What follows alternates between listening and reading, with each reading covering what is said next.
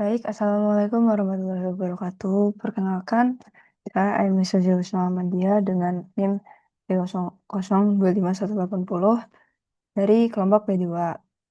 Pada kesempatan kali ini, saya akan menjelaskan sedikit tentang organon genitalia feminina. Yang pertama ada perjalanan oosit dari habis dia lepas di habis dia lepas dari ovarium sampai ke kavum uteri. Ini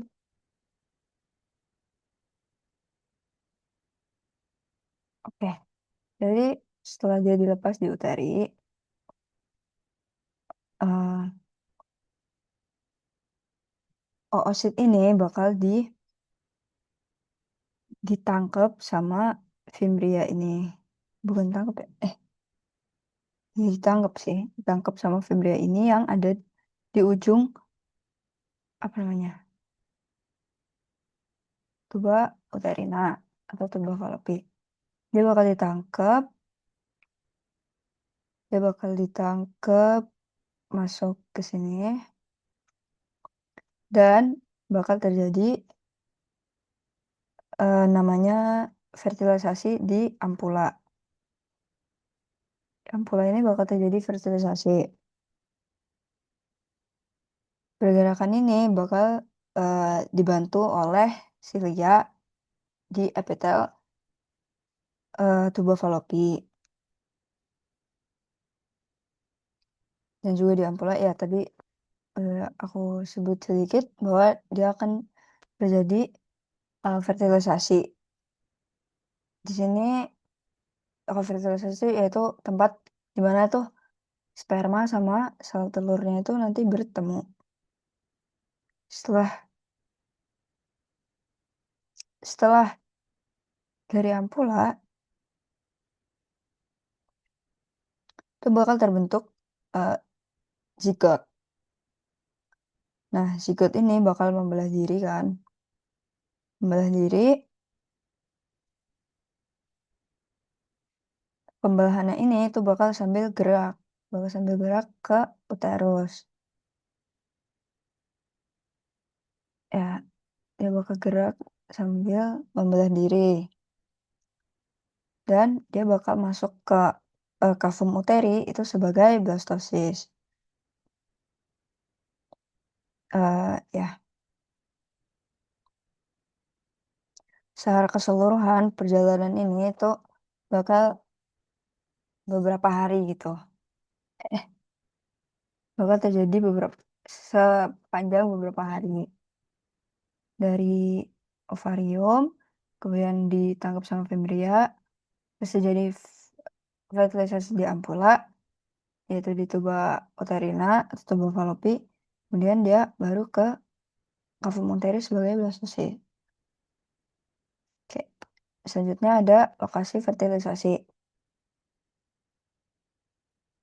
Untuk lokasi fertilisasi sendiri, di mana sih lokasi fertilisasi? Tadi kan aku udah sempat saya udah sempat sebut sedikit yaitu terjadinya di tuba uterina, tepatnya di bagian ampula. Kenapa di bagian ampula? Karena ampula itu adalah dia tuh bagian terluas dan juga panjangan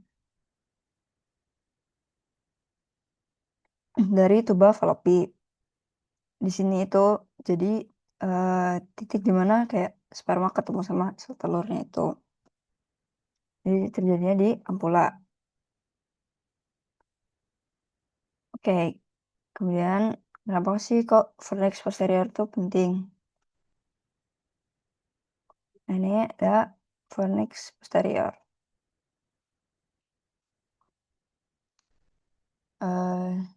Jadi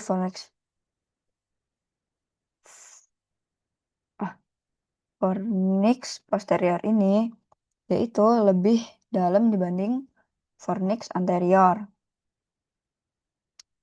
Di belakangnya itu ada cavum Douglas, yaitu titik terendah rongga peritoneum pada wanita. Area itu sering jadi tempat akumulasi cairan patologis kayak darah, nanah, atau cairan asetes. Nah, di dalam klinis itu, eee, patogen itu bakal, masuk dalam tubuh melalui kayak hubungan seksual gitu kan. Nah heeh, terus hal itu bakal, nyebabin timbulnya infeksi pada tubanya itu. Adanya infeksi itu bakal dapat disertai dengan adanya kebocoran pus ke dalam kafum peritoneum dan bisa ngumpul ke kafum 12. Akhirnya bisa jadi pelvic peritonitis. Untuk untuk mencegah terjadinya pelvic peritonitis, pusnya itu bisa dikeluarin dengan, sayatan pada fornix posterior tadi. Tindakannya namanya kolpotomi.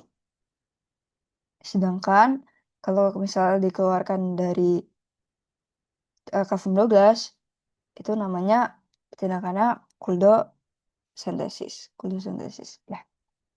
Jadi kalau dari posterior fornix itu namanya kolpotomi, kalau misal dari kafum 12 itu namanya kuldosentesis. Itu cairan-cairannya gitu yang dikeluarin. Oke, mungkin sekian, dari saya, kurang lebihnya mohon maaf. Assalamualaikum warahmatullahi wabarakatuh.